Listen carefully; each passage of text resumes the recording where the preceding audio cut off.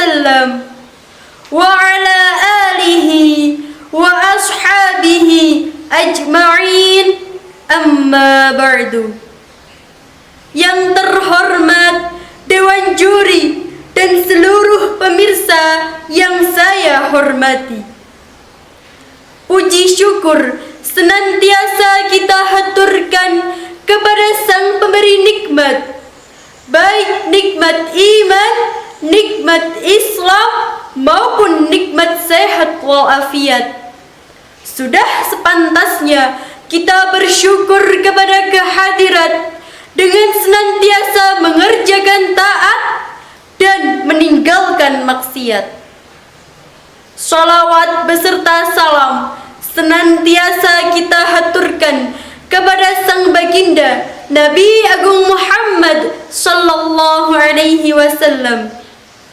Pertemuannya menjadi sebuah kerinduan, syafaatnya menjadi sebuah penantian. Pepatah mengatakan, apabila tak kenal maka ta'aruf.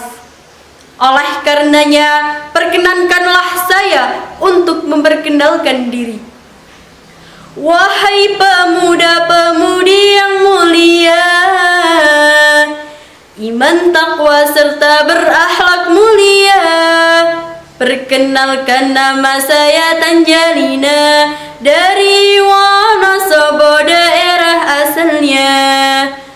Jadilah pemuda-pemudi yang taat, ingat sholat, zikir, istighfar, sholawat. Tetap kreatif berkarya meski di tempat mendua, Wonosobo hebat bermartabat. Amin, amin, ya Rabbal Alamin. Pemirsa yang dirahmati oleh Allah, Allah telah menjadikan manusia sebagai makhluk yang paling mulia, menjadi penduduk dunia, bahkan penguasa di dalamnya.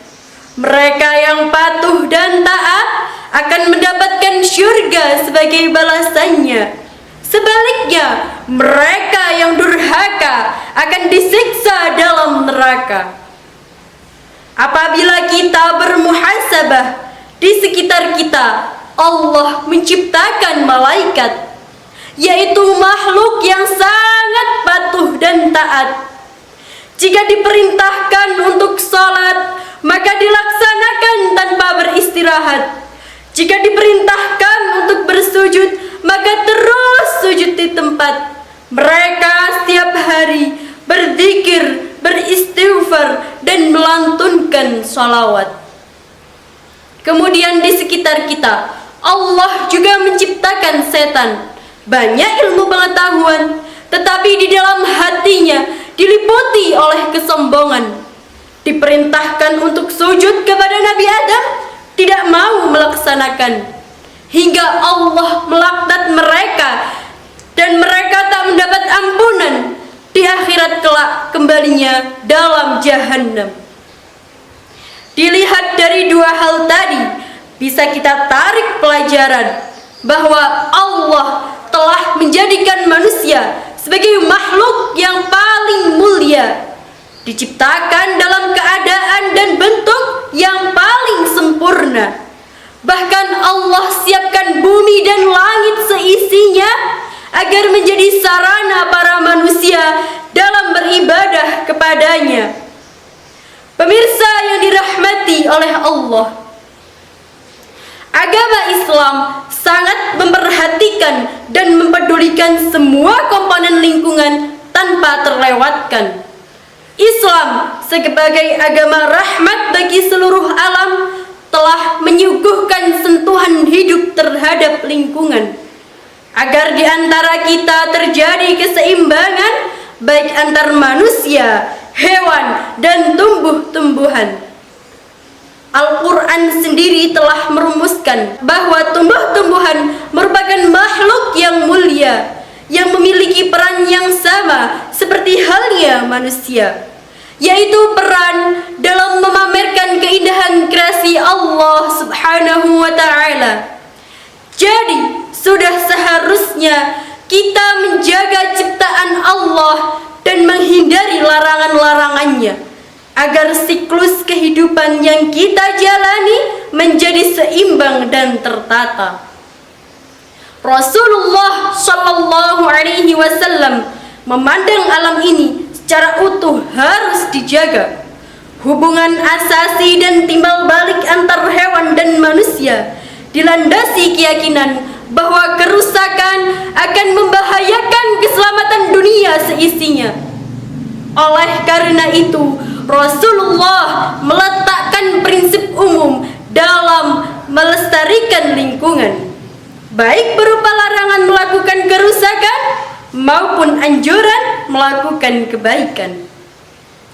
Allah Subhanahu wa Ta'ala juga berfirman di dalam Quran surah Ar-Rum ayat 41. Bismillahirrahmanirrahim. Dhaharul fasad fil barri wal bahri bima kasabat aydin nas liyudhiqahum ba'dalladhi 'amilu la'allahum yarji'un. Telah nampak kerusakan di darat dan di lautan disebabkan karena perbuatan tangan manusia. Allah menghendaki yang demikian agar mereka merasakan sebagian dari akibat yang mereka lakukan. Demikian itu agar mereka kembali ke jalan kebenaran. Dalam sebuah hadis juga diriwayatkan, Rasulullah Shallallahu Alaihi Wasallam bersabda, jauhilah 3 perilaku terlaknat: buang kotoran di tempat terbuka, di pinggir jalan, dan di tempat yang teduh. Hadis riwayat Abu Dawud, Muslim, dan Ibnu Majah. Dalam sebuah hadis lain juga diriwayatkan, suatu ketika Rasulullah melihat sahabatnya, yaitu Sa'ad. Dan saat itu Sa'ad sedang berwudu. Ia banyak menggunakan air. Kemudian Rasulullah Shallallahu Alaihi Wasallam bertanya, wahai Sa'ad, mengapa boros? Kemudian Sa'ad balik bertanya, wahai Rasulullah, apakah ada pemborosan di dalam berwudu? Rasulullah Shallallahu Alaihi Wasallam menjawab, ya, walau kamu berada di sungai yang mengalir. Hadis riwayat Ibnu Majah dan Muslim. Pemirsa yang dirahmati oleh Allah, jika kita meneladani Rasulullah, mengamalkan ajaran-ajarannya, pastilah seluruh alam ini akan berdamai dengan kita. Kerusakan akan berkurang, seluruh isi alam bahagia. Sebab pada hakikatnya bencana alam yang terjadi seperti tanah longsor, banjir, bukanlah semata-mata karena kehendak Allah, melainkan karena perbuatan manusia dalam mengeksploitasi alam secara semena-mena. Oleh karena itu, mari mulai sekarang kita jaga lingkungan sekitar, mulai dari diri sendiri, ikuti ajaran Nabi. Demikian, wallahul muwafiq ila aqwamit thoriq.